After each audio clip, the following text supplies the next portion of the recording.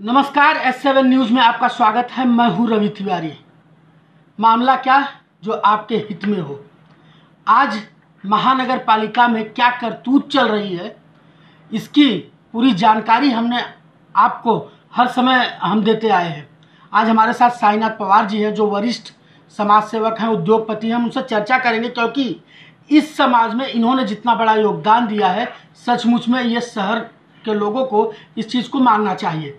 हम इनसे चर्चा करेंगे कि आज जो सड़कों की समस्या है, और ख़ास करके समस्या को छोड़ दीजिए, जो खुदाई हुई सड़कों की, जो आरसीसी सड़क अब होने जा रहा है, वहाँ पर जो रॉ मटेरियल निकाली गई, इसको लेकर के आज ये चर्चा का विषय बना हुआ है पूरे शहर में। आप क्या मानते हैं?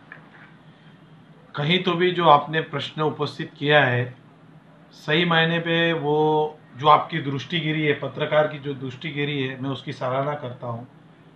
किसी का ख्याल इसके ऊपर गया है नहीं गया है पता नहीं, लेकिन जो आपने नोटिस किया है उसमें पूरी सच्चाई है कि जो आरसीसी रोड्स हमारे बने और जो उत्खनन हुआ है, जो मट्टी निकली है, वो गई कहाँ? उसको क्या बोलेंगे, आसमान खा गया है या जमीन जमीन को निकल गई, ऐसा कहेंगे। तो वो उसकी पूरी तरह से जांच होनी चाहिए कि वो मट्टी गई कहाँ, उसका यूटिलाइजेशन कारपोरेशन का वो एक भाग है, कारपोरेशन को उसका यूज होना चाहिए था। आज अगर अपन दूसरी जगह से मट्टी लेते तो उसको महसूल भरना पड़ता है, तो इसका कहाँ, इसका ये वेस्टेज गया कि इसका क्या हुआ, इसकी जरूर जांच होनी चाहिए।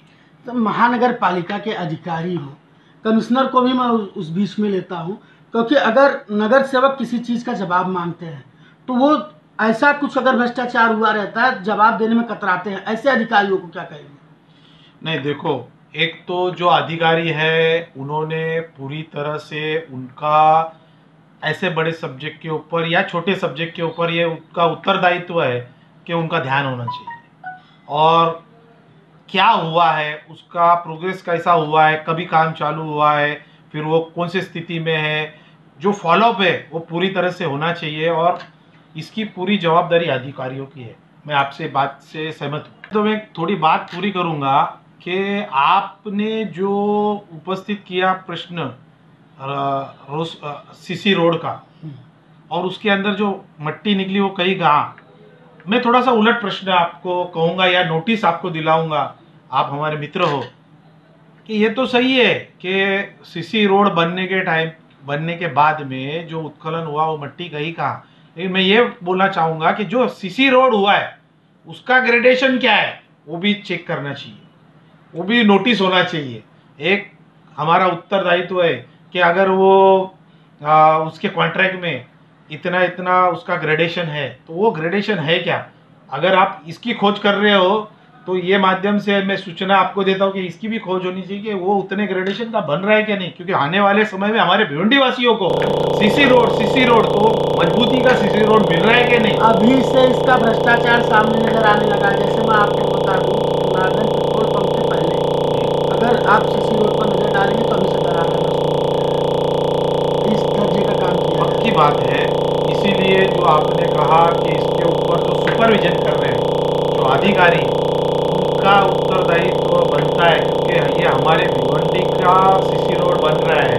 और आज इसका अगर ये सही मायने पे सही ढंग से हो तो इसका यूज कम से कम 15-20 साल आगे होने वाला है। और उस चीज़ का वेरिफिकेशन, उसका ग्रेडेशन, अगर उसके अंदर एग्जाम्पल के तौर पे इतना इतना सल्ली डाल रहे तो उतनी डाल रहे या नहीं डाल रहे, इस चीज़ से सीमेंट का ग्रेडेशन, उसका ग्रेडनेस, सब चीज़ होनी चाहिए। और इसका पूरी तरह से उत्तरदायित्व कारपोरेशन के अधिकारियों का है। अगर हमने 15 साल इंतजार किया है तो 15 साल इसका शुरू हो गया हो गए और उतना मिलना है, और इतनी तकलीफ की है तो आने वाले समय में अच्छा मिलना जरूरी है। सर। इन सारे मामलों पे इतनी सारी मामला सामने आ रही है, ऐसे में अधिकारियों पर और खास करके जो कॉन्ट्रैक्टर होते हैं, ठेकेदार होते हैं, इनके ऊपर कैसी कार्रवाई होनी चाहिए? सवाल ही नहीं उठता है। देखो, जब भी भिवंडी के अंदर काम महापालिका क्षेत्र में हो रहा है और अगर उसके अंदर कुछ भ्रष्टाचार है, फॉल्ट है, मिक्सिंग है, तो पूरी तरह से कार्रवाई, जो आदमी काम कर रहा है, जिसने कॉन्ट्रैक्ट लिया है, वो अगर वो पूरी तरह से अगर नहीं दे रहा है तो फिर उसके ऊपर कार्रवाई होनी चाहिए। और उसके बाद में उसको सपोर्ट कौन कर रहा है, फिर वो अधिकारी है और कोई है, तो उसके ऊपर भी होना चाहिए। और ये जब तक स्ट्रिक्टनेस नहीं होगा तब तक हमारे भिवंडी का विकास कैसे होगा। चलिए, ये रही बात। लोगों की एक आवाज़ है, चाहत है लोगों की।